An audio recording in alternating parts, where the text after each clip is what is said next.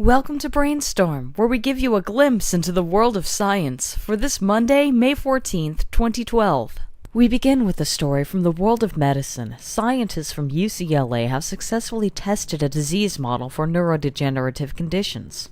Your muscles work because the brain sends signals to motor neurons that then stimulate muscles by releasing neurotransmitters that trigger a rush of calcium ions into the muscles, making them contract. However, with neurodegenerative diseases, something causes this neuron-muscle communication to break down, and eventually leads to both cells degrading. Depending on the condition, it can result in a chicken and egg type scenario.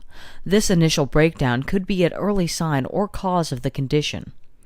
To study and develop potential treatments for these conditions, the UCLA team created a model inside a petri dish. First, by differentiating mouse embryonic stem cells into neurons and combining it with muscle fibers also grown from cell lines.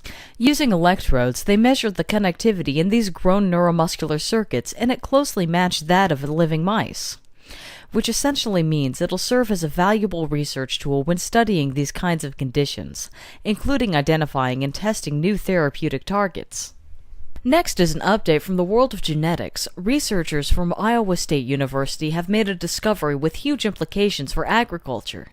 They were studying the plant Arabidopsis, a small flowering plant in the mustard family.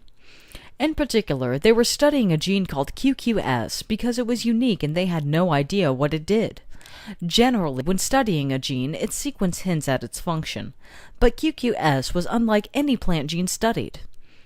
So, to understand the function of this gene, they essentially switched it off in the plant to see what happened.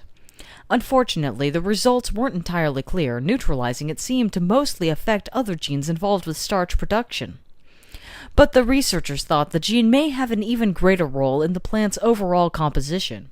To test this, the gene was put in a different plant, the soybean, and they were right about it having a greater role. This transgenic soy has between 30 to 60% higher protein content in the beans, which is excellent news for people living where protein isn't as economically or environmentally available, as this discovery will almost certainly be developed into a GM crop.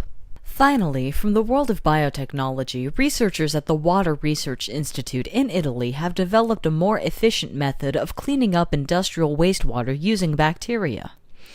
Microorganisms are already used to detoxify certain kinds of industrial waste, but struggle to break down the fully synthetic waste products. The process also produces large amounts of microbial sludge, up to 500 grams per kilo of waste input. Another approach is to use ozone to break down the chemicals in wastewater, but ozone is expensive and hazardous. The new technique combines the two methods, using a small dose of ozone to oxidize the chemicals into a form that bacteria can more readily digest. The microbes themselves grow in granules embedded in a plastic membrane within a digester tank.